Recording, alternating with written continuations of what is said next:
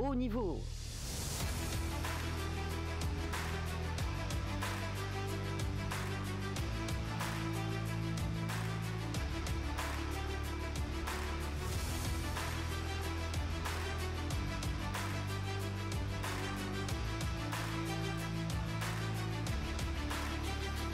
Haut niveau vous plonge au cœur de l'actualité sportive.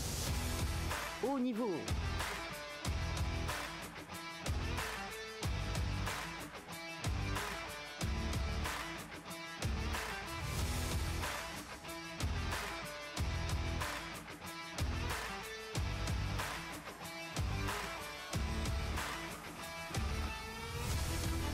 « 18h13 sur les ondes de Radio Tunis, chaîne internationale. On revient au studio 1 de RTCI, la plus belle des radios. J'aime bien ce slogan. Ça me rappelle quelqu'un que je connais qui nous a quitté, qui était une des colonnes de RTCI, notre ami Adel Motere, paix à son âme. Alors, je disais, c'est la deuxième heure de haut niveau avec Nejla Trabelsi, honneur et dame, messieurs. Nejla Trabelsi côté technique, et puis Sofiane Benjima pour la production digitale. Les voix sont celles du dimanche, dernier dimanche pour cet été, ou du moins pour le mois pour le début de cet été. On va marquer une pause durant le mois de juillet.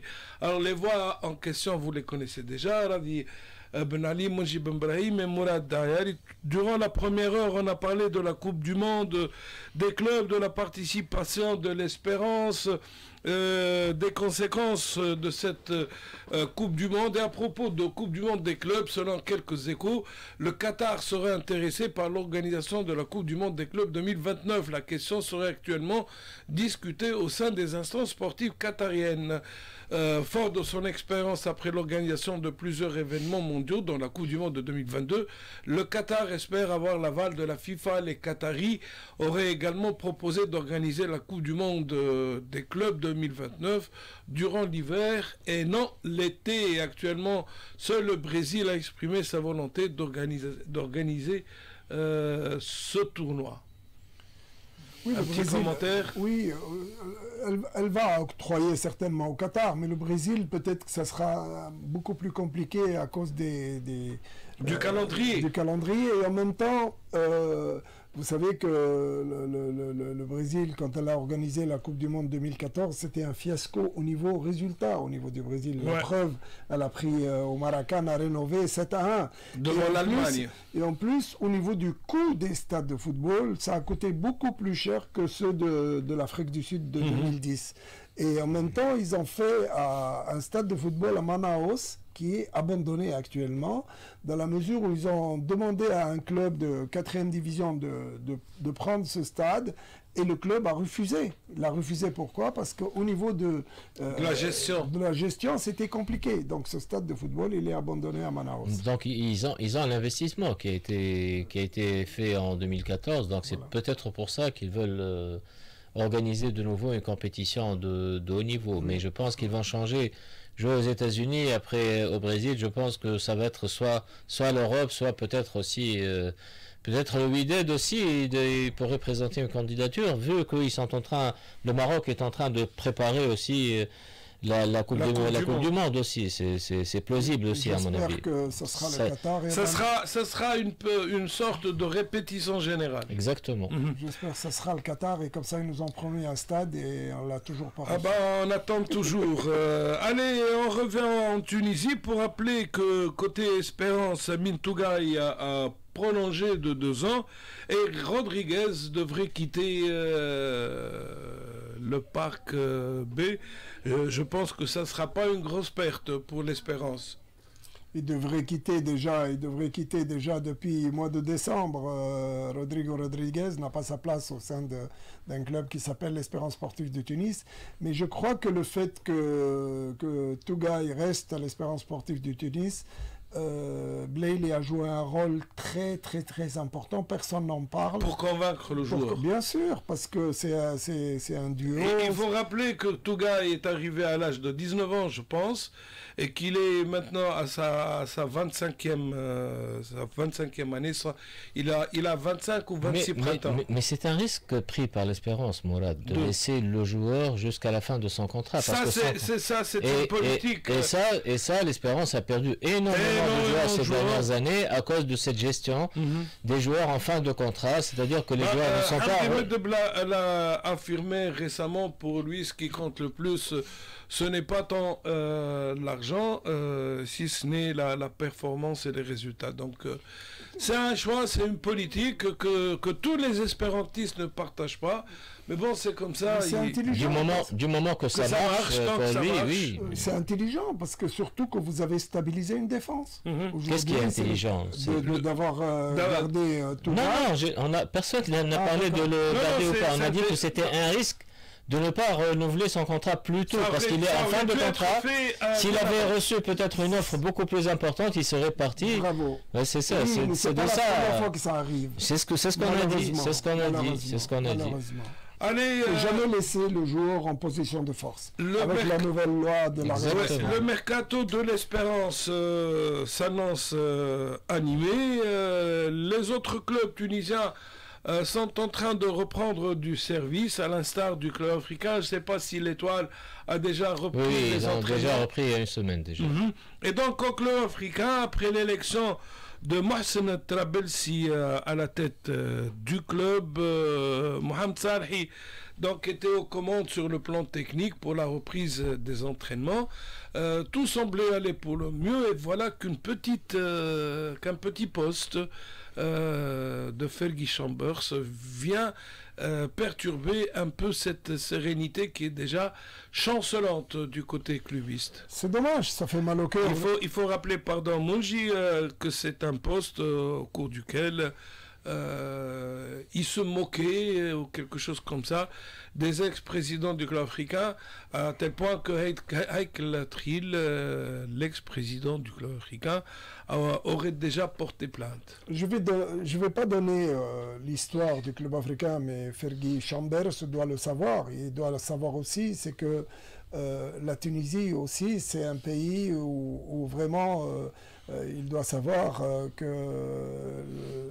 on n'a pas de leçon à recevoir de quiconque, et toute personne qui vient pour amener le plus dans ce pays, il est toujours le bienvenu. Moi, j'estime qu'aujourd'hui, on doit, tout ce qui est en interne, pour quelle raison, à l'Espérance, tout marche à merveille, parce que tout se passe en interne, parce que aujourd'hui on doit arrêter de parler de tout ce qui est concernant le club, ou de régler des comptes et tout, et cette ingratitude doit cesser aussi, dans la mesure où... Mais de toute façon, ce ne sont pas les médias qui font ça, c'est interne au club africain. Nous, on n'a rien demandé. C'est ça qui est malheureux, dans la mesure où on se souvient de la période 2018, quand le club africain a gagné la Coupe de Tunisie, pas face à n'importe qui, à l'Étoile sportive du Sahel. Elle a fini deuxième au classement. Il y avait une mauvaise gestion après. Aujourd'hui, il y a quelqu'un qui a mis énormément d'argent au club africain, et on arrive aujourd'hui à parler, c'est vraiment honteux, de faire des... Je pense que l'entourage de Fergie Chambers, c'est un entourage peut-être malsain. On doit reconnaître le travail qui a été fait par Heikel Trill, par Ali Aloulou, et tout ce qui est en interne, on doit jamais omettre quoi que ce soit, on doit discuter en interne, et c'est ça qui fait la force d'un club. Il faut s'occuper. Moi, j'ai bien peur qu'on parle de choses qui n'ont rien à voir avec la première équipe de football, pour ne pas qu'on en parle des recrutements. Il vaut mieux s'occuper des recrutements de la nouvelle saison, parce que actuellement le club africain a un besoin énorme, et quand on a un public de cette qualité-là, normalement on ne doit pas dormir avant de faire quoi que ce soit pour la réussite de cette saison. Fergie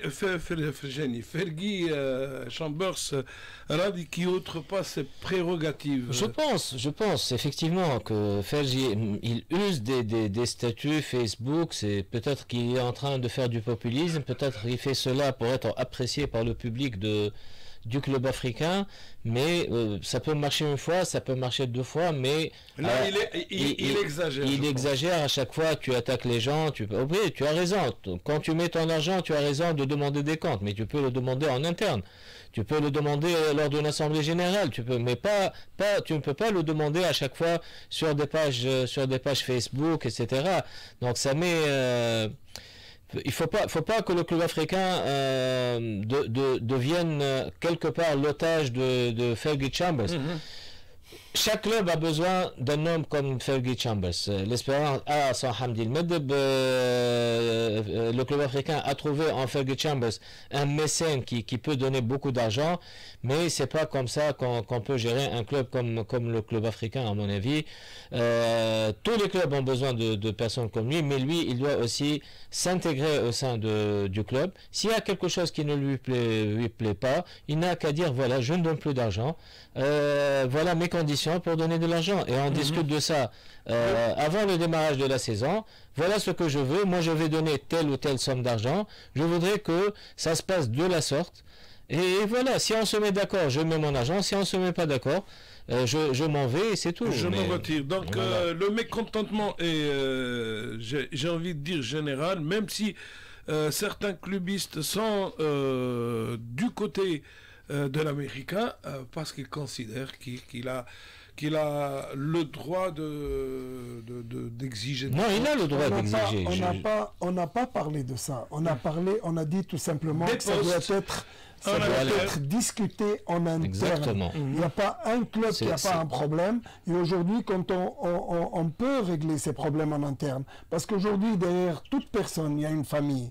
Et aujourd'hui, s'il y a des personnes qui ont commis des erreurs, je pense que c'est la meilleure façon, c'est de le faire en interne et de bâtir un renouveau, quelque chose de nouveau. Et le plus important dans tout ça, c'est de savoir gérer. Parce que c'est facile d'avoir, certaines personnes ont la chance d'avoir de l'argent. Mais si vous ne savez pas gérer cet argent-là, vous faites quoi? Aujourd'hui, la moindre des choses, c'est de tout sacrifier, rien que pour un public en or comme ça, de lui dire, nous sommes là, nous serons là, et nous allons faire quelque chose qui fait que ce public-là sera très heureux. Alors, Mohamed Sahli s'active, le nouvel entraîneur du club africain, et il a déjà fait une petite purge. Il a remercié pratiquement 7 joueurs qui étaient des joueurs des joueurs cadres lors de l'exercice écoulé, du moins un certain d'entre eux. Alors il s'agit de Moaz Hassan, à qui on n'a pas renouvelé le contrat après sa méchante blessure de l'exercice écoulé, et puis Aram El Bedoui, qui a passé le plus clair de son temps sur le banc des remplaçants. Là, ce sont 2 départs attendus et prévisibles. Et puis Ahmed Khalil, qui est au parc Mounir Beyli depuis un peu plus de 10 ans, et je pense qu'il est grand temps pour lui, pour le club, pour les supporters, pour toutes les parties. Il est grand temps pour le joueur de changer d'air. Il intéresserait entre autres l'US Monastir. Il était parti pour faire une excellente carrière, Ahmed Khalil. Oui, et après il peut s'en vouloir qu'à lui-même dans la mesure où ce joueur-là, mais moi, là où je ne suis pas d'accord avec Mohamed Sahli, c'est... Il termine la liste d'abord. Je termine la liste après. Alors, la liste comprend également Reith Zraïr. On s'attendait à beaucoup mieux de la part de ce joueur au milieu de terrain. On s'attendait à beaucoup mieux de la part de Edem Gareb, qui a été un peu victime des blessures à répétition, plus d'une fois, et pour d'autres fois, victime de certains choix techniques. Sinon, il y a Bassem Srarfi, pardon, qui n'a pas convaincu l'exercice écoulé, qui est lui aussi passé à côté d'une belle carrière, vu les qualités intrinsèques de ce joueur. Et puis le départ le plus contesté, celui de Hamdi Labidi, que tous les clubistes considèrent comme étant un attaquant qui peut encore donner au club africain, sans compter Snena, qui ne serait pas intéressé par un retour au club africain. Je trouve scandaleux de se passer les services de Hamdi Labidi. Et personne, le joueur, peut s'en vouloir à lui-même, certainement. Mais le joueur n'a jamais... Quand j'ai demandé de ne pas que le départ de l'attaquant du club africain nigérien, qui était complémentaire avec Hamdi Labidi a marqué les plus beaux buts de championnat et qu'il faut se séparer de ce joueur-là que si vous avez un joueur qui est capable de remplacer. Hamdi Labidi a besoin d'une station. Edo était la station. Hamdi Labidi a marqué les plus beaux buts du championnat. C'est pas par hasard. Donc ce joueur-là, il a besoin d'entourage. Et ce joueur-là, il faut l'entourer. Et je pense qu'à certains moments, il y avait une différence de salaire qui fait que son niveau a baissé parce qu'il y a un joueur qui est moins bon que lui et on parle de lui qui est beaucoup plus payé. Moi, j'estime qu'aujourd'hui, Hamdi Labidi doit rester au club africain.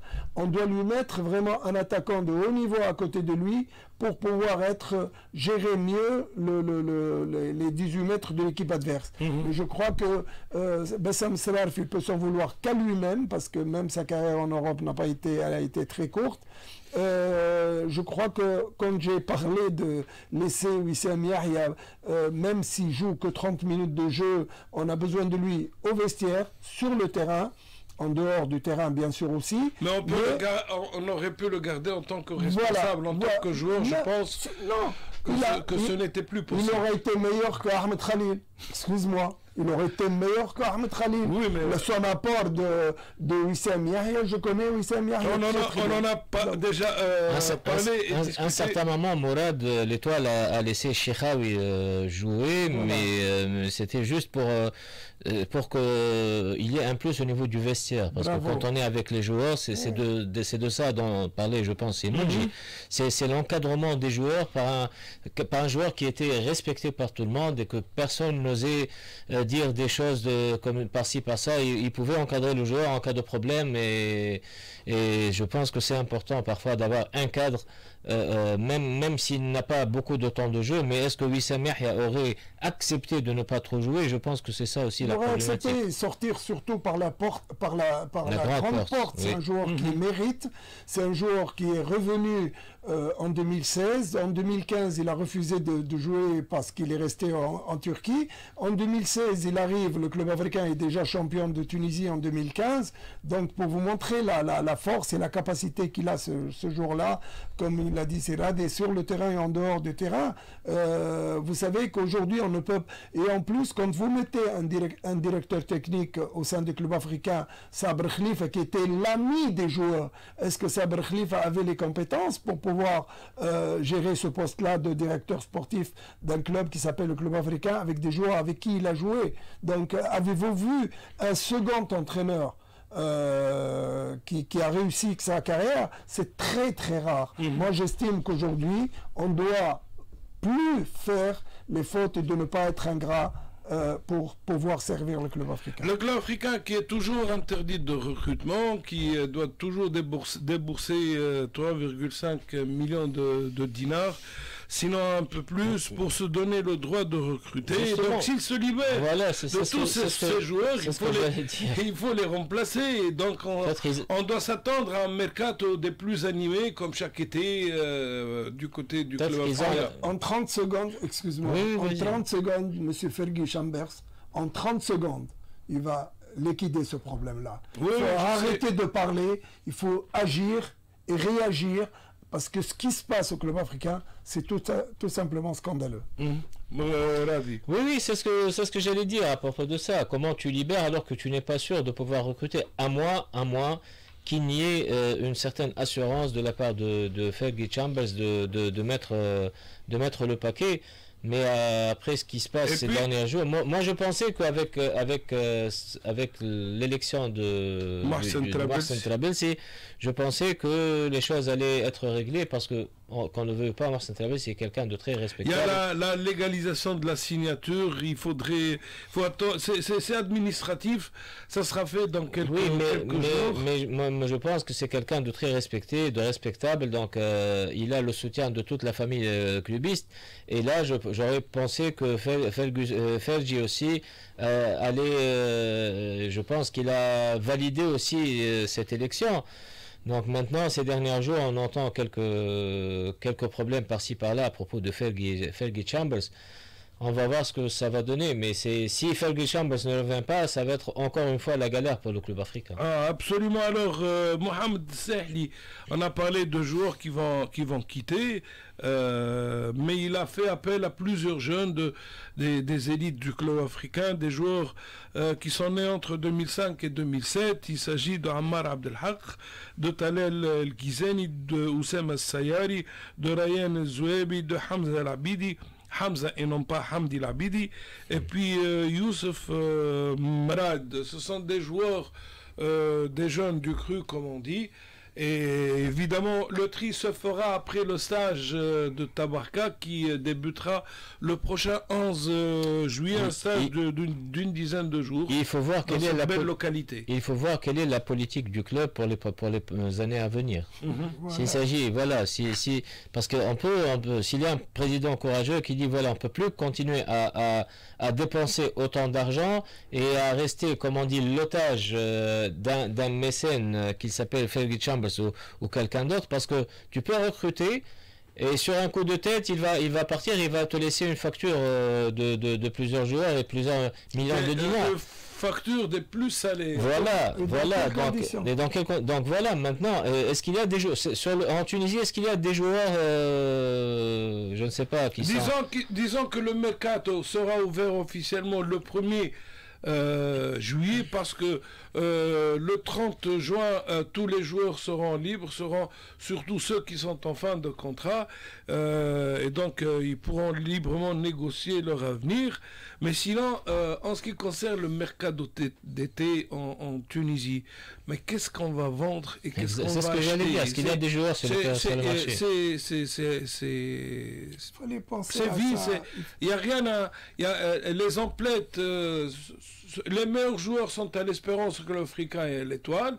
L'Étoile ne vendra pas pour l'Espérance ne vendra pas pour le Club africain. À moins qu'il y ait des joueurs libres, comme Oussem Abid, comme des joueurs comme ça. J'allais y venir à propos d'Oussem Abid quand on va parler dans quelques secondes de l'Étoile. Et donc c'est un mercato qui me propose rien de bon. Mais le problème qu'il y a, c'est que c'est pas une question d'acheter un joueur ou de trouver des joueurs. C'est une question de politique. Il fallait penser à ça pour la nouvelle saison dès le mois de janvier déjà, pour les joueurs qui sont en fin de contrat, qui vont partir.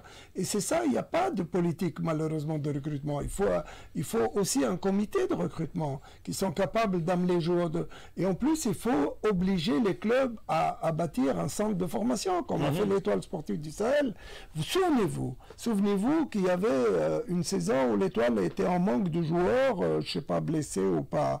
Bref, avec ses Fawzi Benzarti, le premier match c'était contre le club sportif saxien à Sousse. Il y avait 12 joueurs du centre de formation de l'Étoile sportive du Sahel.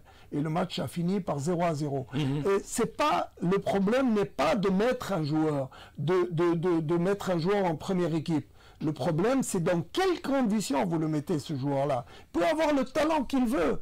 Messi a appris avec Ronaldinho. Quand il a demandé, quand il est arrivé Messi, il voulait le numéro 10, c'est Ronaldinho qui avait le numéro 10, il avait le numéro 30. On se souvient de Modric avec Eden Hazard aussi, mais Modric ne voulait pas donner, il a dit je donnerai le numéro 10 que le jour où je quitterai le Real Madrid. Donc c'est pour vous dire, c'est tout dans la tête. Aujourd'hui, c'est pas savoir recruter, c'est le besoin que vous avez et les conditions. Si vous amenez des joueurs qui ont énormément de talent et vous ne savez pas les intégrer ou l'ambiance n'est pas sereine, ce joueur-là, vous n'en avez pas besoin. Alors, ceci pour le club africain, on en saura plus dans les jours à venir. En ce qui concerne l'Étoile, Radi, tu disais il y a quelques minutes, Oussem Abid, qui n'a pas encore rempli, on ne connaît pas les intentions du joueur. D'après ce qu'on a entendu, d'après les propos de Zubair Bey lors d'une émission sur l'Étoile TV, je pense que le joueur voulait partir coûte que coûte. Donc, la cassure est définitive. Apparemment, à moins qu'il ne change d'avis à la dernière minute. Mais est-ce qu'il y a des contacts avec lui pour le faire, pour qu'il puisse rempiler de nouveau? Voilà, moi je pense, comme on l'a dit tout à l'heure pour l'Espérance, si on voulait de lui, on aurait dû lui proposer le renouvellement de son contrat en début d'année. C'est ça le problème. On n'attend pas à la fin de l'année parce que tous les joueurs à sa place, il attend. Du moment qu'il n'a pas renouvelé son contrat, il attend. S'il y a de belles offres. Et puis il va mettre toute la somme pour lui. Exactement. Donc il n'aura pas à partager quoi que ce soit. Ça aurait été fait dans la discrétion la plus totale. C'est le professionnalisme. Ça se passe comme ça en Tunisie, que ce soit à l'Espérance ou l'Étoile ou dans tous les clubs de Tunisie, tant que c'est dirigé de cette manière. Les clubs perdront toujours des sommes considérables dès qu'il s'agit de transfert de joueurs. Allez, Alexandre Arnold de Liverpool, il avait décidé de quitter Liverpool 6 mois avant. Il avait averti son club que dans 6 mois il va signer dans un Oui, mais il était en fin de contrat aussi. C'est le problème de Liverpool aussi. Donc. Il l'a dit. Il a dit, ça veut dire qu'il a laissé la possibilité à Liverpool de préparer l'après Alexandre Arnold. Parce que c'est pas n'importe qui, c'est un des meilleurs latérales droits du monde. Un des meilleurs entraîneurs du continent africain de ces derniers mois, de ces dernières années, c'est Mouaïn Chabeni. C'est les résultats qui le confirment. Mouaïn Chabeni qui joue la finale ce soir. Aura un grand rendez-vous à honorer ce dimanche avec la Renaissance sportive de Berkane, après avoir remporté la Coupe de la Confédération et la Botola, comme on l'appelle du côté du Maroc. L'entraîneur tunisien disputera ce soir la finale de la Coupe du Trône. Berkane sera opposé à l'Olympique Club de Safi. Le coup d'envoi de cette finale sera donné à 19h. Mouaïn Chabeni au Maroc, Khaled Ben Yahya en Algérie. En Tunisie, c'est un Tunisien également, Mer Kanzari. Kaïs Yacoubi aurait gagné lui aussi le titre de champion là où il exerce, je ne sais plus où exactement, mais je sais que les nouvelles sont bonnes concernant Kaïs Yacoubi. En ce qui concerne Mouaïn Chabeni, il confirme, messieurs. Oui, Mouaïn Chabeni, il confirme. Il avait déjà confirmé avec l'Espérance. À l'époque, on avait parlé d'un coup de chance. Beaucoup de chance. Quand tu remportes deux Champions League consécutives, tu remportes le championnat, tu remportes tout sur ton chemin. Après, tu es critiqué sincèrement, moi je n'avais pas compris en ce moment-là, et on l'avait dit pas mal de fois ici sur le plateau. Mais là, je pense qu'il a pris sa revanche parce qu'il a pris une autre dimension. Oui, tout à fait. Je pense que la dimension, il l'avait déjà, à mon avis, personnellement. Et ce que j'aime en Mouaïn Chabeni, c'est sa discrétion. C'est pas son humilité, voilà, c'est pas quelqu'un qui est toujours calme, qui a toujours qui n'a jamais été dans la provocation. Et j'ai aimé sa communication parce qu'il a été attaqué par la presse marocaine aussi pas mal de fois. Il a su répondre tout en restant calme. Il a su répondre. Donc voilà, félicitations. J'espère qu'il va continuer, il va remporter cette coupe.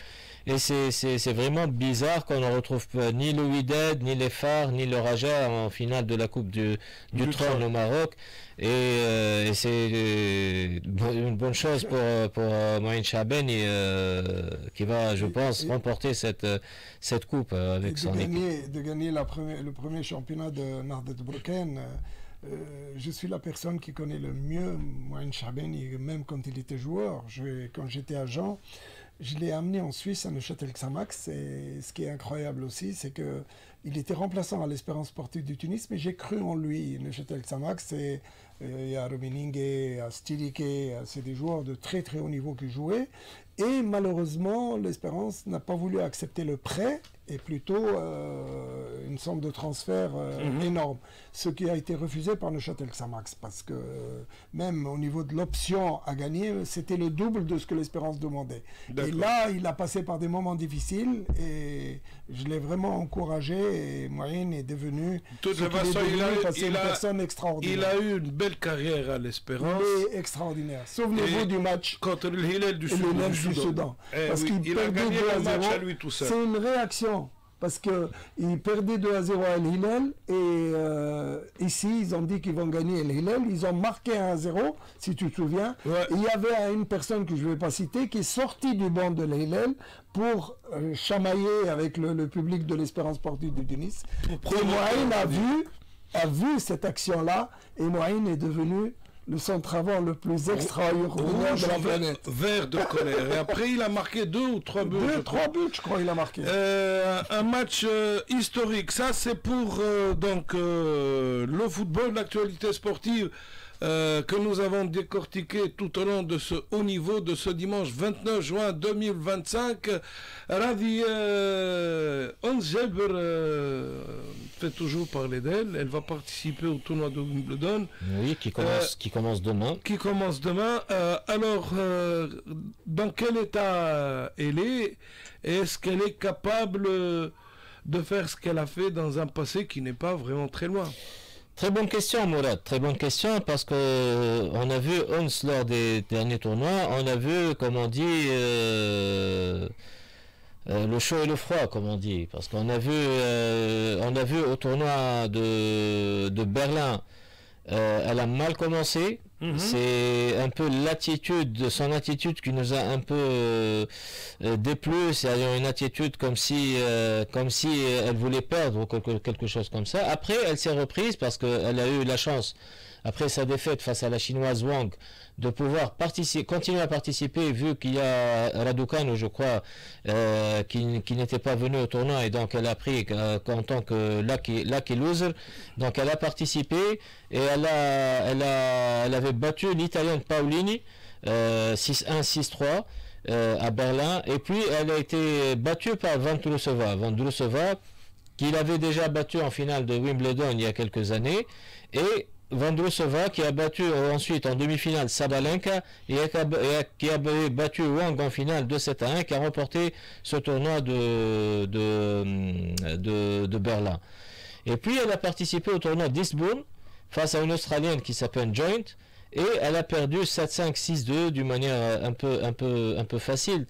Donc on va voir comment elle va être à Wimbledon, parce que sincèrement c'est son attitude qui m'inquiète le plus personnellement. Elle a montré de jolies choses face à Paolini, face à Vondrousova aussi, même si elle avait été battue, mais parfois ces difficultés sont mentales finalement. Moi je pense que ces difficultés sont mentales et peut-être physiques aussi, parce qu'elle n'a pas encore joué des tournois sur le long, c'est-à-dire qu'à chaque fois elle joue un tournoi, elle est éliminée dès le premier tour, et par conséquent elle n'a pas la possibilité de continuer et de l'avoir montée en puissance.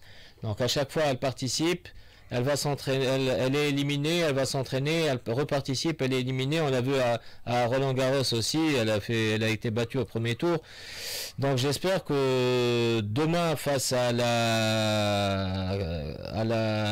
la Bulgare Victoria Tomova, qui est classée 81e WTA, sachant que Ons est classé 59e, et si elle gagne ce match, elle rencontrera le vainqueur entre Kartal, la Britannique 49e mondiale, et Ostapenko. C'est une belle connaissance, Ostapenko 20e. Donc ça va être très difficile pour elle. J'espère que Ons, qui joue bien à Wimbledon d'une façon générale, qui joue bien sur le gazon, j'espère qu'elle va se remotiver et qu'elle va nous montrer de belles choses. Et elle en est capable, retrouver son meilleur niveau. Même comme elle laisse personne indifférent. Voilà, on croise les doigts pour Ons Jaber, pourvu qu'elle soit forte sur le plan mental. Le physique suivra indéniablement. Messieurs, je pense qu'on a fait le tour. Très heureux de vous avoir eu pendant toute une année pour cette belle aventure. Avec Radi, c'est la deuxième année. Mounji nous a rejoint au cours de cette deuxième année. Beaucoup de bonnes choses à vous deux. On se retrouve. Tu sais, juste une information. L'année dernière, tu m'avais posé la question. Je t'avais dit que j'avais perdu mon calepin. Et ben, cette fois-ci, je l'ai gardé et on en est à la 43e émission. Mourad, pour cette année. Voilà. Mine de rien. Mine de rien. Voilà. Je suis content d'avoir travaillé avec vous deux, content, heureux et très fier, notamment messieurs. Je vous laisse le mot de la fin. On se retrouve tout de suite dès que le championnat reprendra. Oui, voilà, donc comme tu disais, ça passe très vite. On a vu une belle saison de football. On a essayé de parler de tous les sports, même les sports individuels. On a invité des présidents de fédérations, on a invité pas mal de monde. Et voilà, j'espère que ça a plu à nos auditrices en premier lieu et à nos éditeurs en deuxième lieu. Et j'espère que on va aller de l'avant et Inch'Allah. Main dans la mesure où ceux qui veulent s'octroyer le pouvoir ne doivent pas omettre le devoir. Et ça, c'est important pour avancer ensemble, parce que ce pays est magique, ce pays est magnifique. Et quand je parle de mon pays, c'est l'émotion qui me prend. Alors là, merci beaucoup Mounji. On se donne rendez-vous durant la 3e semaine, je pense, du mois d'août. D'ici là, portez-vous bien. En ce qui me concerne, je serai toujours des vôtres pendant les dimanches, mais ce sera surtout des programmes musicaux avec très peu de parlotte, comme on dit, pas de bavardage stérile. Sinon, merci à Najla Trabelsi comment dire, qui a été des nôtres sur le plan technique. Voilà, je trouve plus mes mots. Sofiane Benjima il faut citer toute l'équipe qui était avec nous durant toute l'année. Alors, tous les techniciens, il y a Hawaïd Abizid, il y a Faisal Leli, il y a Najla Trabelsi également. Kais El Bouzriba n'a jamais été avec nous.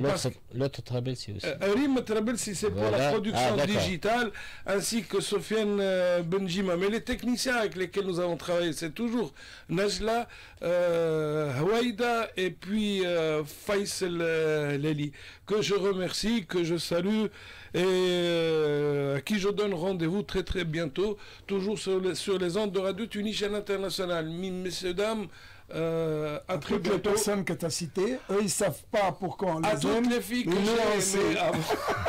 Comme le dit si bien la chanson. Allez, au revoir et merci et puis bonne continuation.